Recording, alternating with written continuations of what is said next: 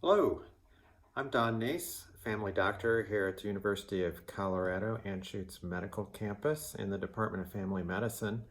And I have the honor of directing our community engagement programs that span Colorado Clinical and Translational Sciences Institute and our SNOCAP practice-based research networks.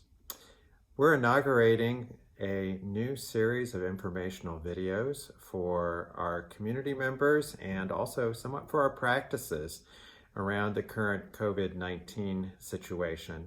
And I'm recording this today from the comfort of my home here in Denver. And thank you for tuning in. On this first video, I want to address just a few quick things. We're trying to keep these brief and informational. We thought we would talk a little bit about what we're learning from practices out around the state, from surveys that both we ourselves have done, and also from surveys that have been done by the Larry Green Center, which we have a close affiliation with. We're also interested in telling you a little bit about what may be going on around telehealth practices and changes that we're seeing across the state. A little bit about testing, and then finally just some recommendations about where you can go for information.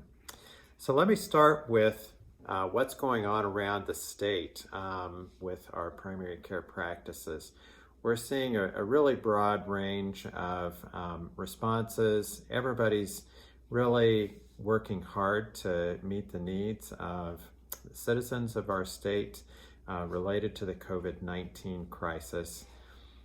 One of the things that's been happening in a lot of places is an effort to transition to what we're calling virtual visits or telehealth visits that are done in a video virtual format.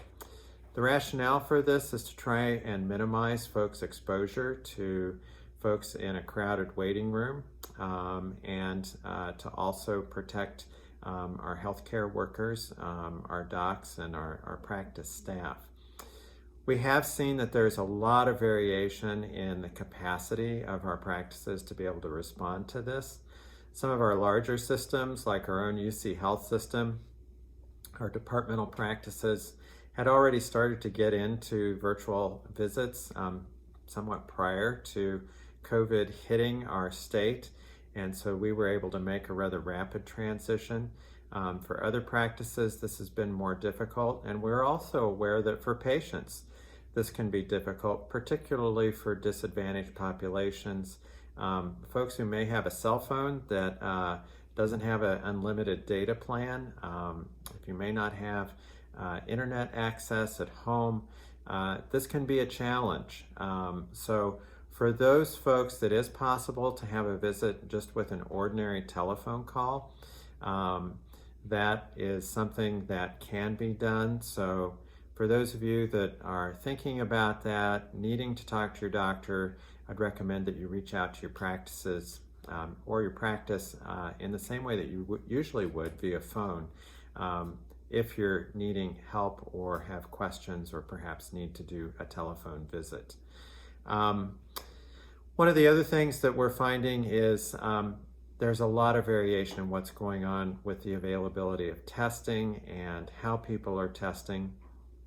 We went through a period early on where there was a lot of drive-up testing available here in Colorado, set up at various sites, and the state tried to move this around a bit to various communities.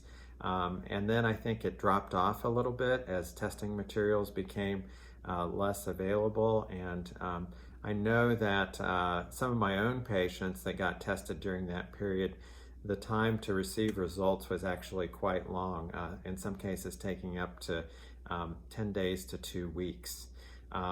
That has improved recently, and we're back, at least here in the Denver area, again, out of the UC Health practice where I see patients, we're able to recommend people for more testing. We're not doing it locally in our own practice, but we're sending folks to a central location that can do the testing.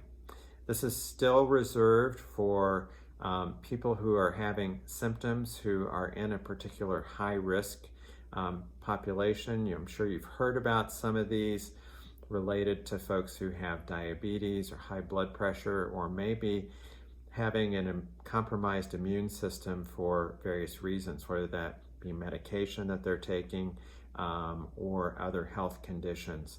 So again, this is something, if you're having symptoms, if you're having fever, if you're having cough along with that, please reach out to your family doctor's office and find out what they're available to set up for you in terms of testing, and if that is available in your area.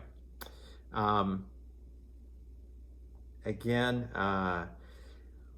results, we're trying to get those back as quickly as possible. Some of the newer tests are more rapid. Those are still in somewhat short supply, but should be coming online as time goes by. Finally, I just want to give a recommendation to continue to reach out to your usual provider, your regular provider, for the best advice, and particularly if you're having symptoms. We also very strongly want to follow the governor's recommendations in terms of, if you're out and about, even just taking a walk in your neighborhood, wearing some sort of cloth-based mask.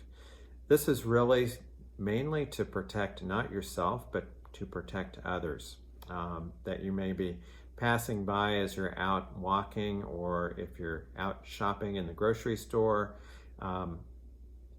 As has been discussed, as you may have heard, these cloth masks are not particularly protective for healthcare workers if they're being exposed. But if you are not having symptoms but maybe carrying the virus, this tends to cut down on the spread and your potential to infect others. So we're really trying to strongly recommend that.